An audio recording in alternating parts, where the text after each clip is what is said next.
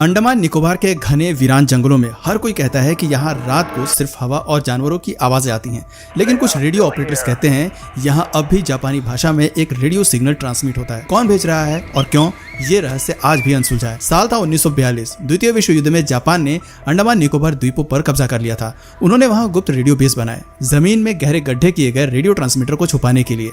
इन ट्रांसमीटरों को ऐसे छुपाया गया था कि कोई दुश्मन इन्हें ढूंढ न सके।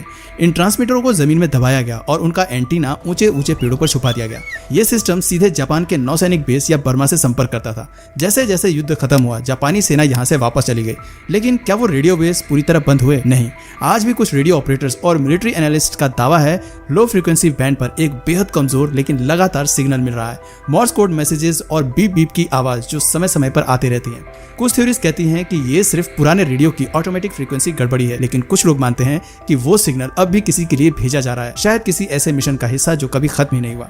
कुछ लोकल लोगों का मानना है कि जो सिग्नल जंगलों में से आते हैं वो इंसानों के नहीं, आत्माओं का संदेश है, क्योंकि कई जापानी सैनिक वहां मारे गए पर उनकी लाशें आज तक नहीं मिली। क्या ये कोई भूतिया रेडियो है या फिर आज भी कोई मशीन वहां चल रही है जिसे खुद उसके क्रिएटर भी भूल चुके हैं? जब अगली बार आप किसी वीरान जगह से गुजरें और कहीं से अनजान भाषा में कोई सिग्नल सुनाई दे तो जरा ठहर कर सुनिए, शायद वो सिग्नल सिर्फ मशीन के लिए नहीं, आपके लिए हो। दोस्तों, इस रहस्यमय सिग्नल्स के लिए नीचे कमेंट सेक्शन में अपनी राय जरूर बताएं और वीडियो पसंद आए तो वीडियो को लाइक करें और ऐसी ही मिस्टीरियस स्टोरीज के लिए चैनल को सब्सक्राइब जरूर करना।